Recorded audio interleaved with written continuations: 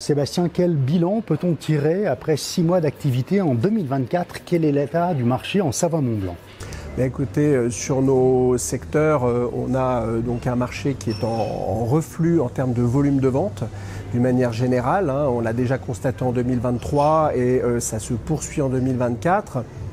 Pour une bonne et simple raison, c'est que les taux ayant augmenté d'une manière très importante et malgré une stabilisation, voire une légère amorce de baisse, eh bien, sont encore élevés. Donc ça veut dire qu'on perd une grande partie de nos acquéreurs potentiels, à commencer par les primo-accédants qui ont du mal à se financer.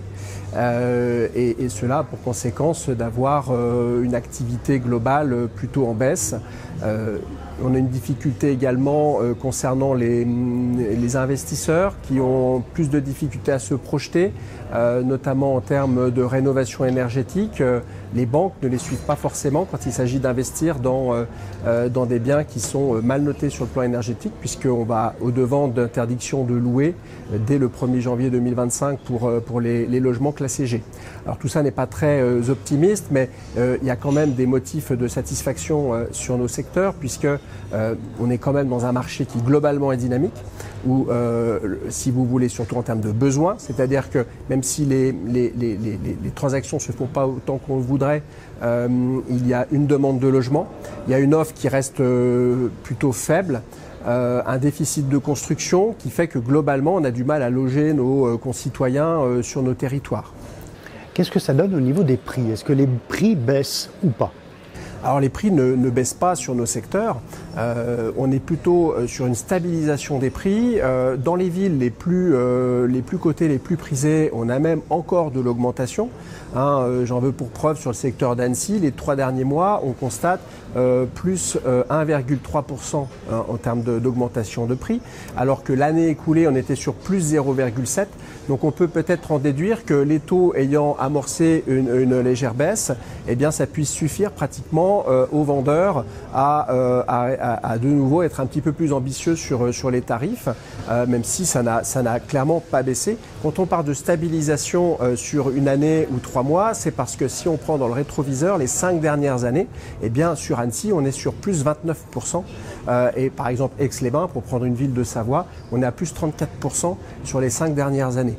Avec une légère baisse en Savoie, notamment Aix-les-Bains, moins 2,8 les 3 derniers mois et moins 1,3 sur l'année écoulée.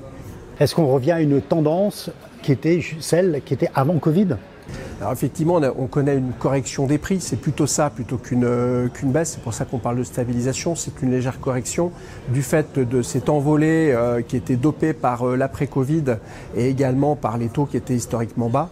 Et aujourd'hui, comme on perd une partie des acquéreurs potentiels, eh bien évidemment que ça contribue à stabiliser un petit peu les tarifs.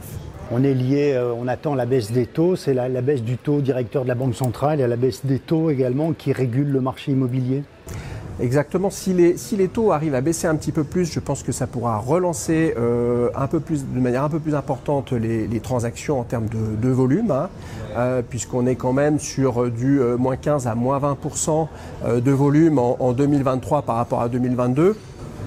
Et on n'est pas sur un rebond en 2024. Pour l'instant, on est quand même sur pas mal de territoires, sur des volumes qui sont quand même encore plutôt en berne. Alors, c'est finalement par rapport à l'avant-Covid, des volumes qui sont assez comparables aux années 2015-2016, donc il n'y a rien en soi de catastrophique, mais c'est quand même une baisse qui a été subite, qui a été violente et qui pose quand même des difficultés à beaucoup de gens qui sont dans l'attente de pouvoir se loger. Les primo-accédants, aujourd'hui, on les voit plus trop puisque ils ont une capacité d'emprunt et de pouvoir d'achat qui est vraiment en baisse, si bien que à moins d'acheter plus petit, de supprimer une chambre ou alors de s'éloigner largement des bassins d'activité, des bassins de vie, eh bien ils n'ont pas moyen de satisfaire à leurs aspirations et donc cela vient baisser les volumes, quoi. Comparativement aux autres territoires de l'Hexagone, Savoie-Mont-Blanc est quand même privilégié? Bien sûr, Savoie-Mont-Blanc est privilégié puisque déjà les prix, bien qu'ils aient beaucoup augmenté ces dernières années, ont quand même moins augmenté que dans certaines villes de France qui avaient atteint considérablement des plafonds, alors que ce n'était pas forcément justifié. Là, pour moi, on est aussi sur une zone économique qui est bien plus dynamique que dans plein d'autres endroits. C'est plutôt les grandes métropoles aussi qui ont connu un repli en termes de prix, comme Lyon, Nantes, Bordeaux, évidemment Paris. Et sur nos territoires un peu privilégiés, on a une stabilité des prix, mais c'est plutôt les volumes qui, malgré tout, baissent. Un peu moins qu'à l'échelon national, mais baissent tout de même. On reste quand même positif et confiant pour l'activité ici en Savoie-Mont-Blanc. Oui, je pense que les années à venir, avec une inflation qui paraît se maîtriser, avec des taux qui tendent quand même vers une baisse, puisqu'on parle éventuellement de environ peut-être 3,5% d'ici la fin de l'année 2024, ça pourra redonner un petit peu de pouvoir d'achat aux acquéreurs.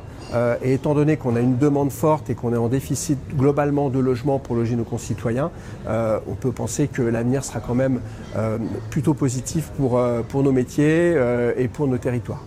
Merci beaucoup, Monsieur le Président. Merci.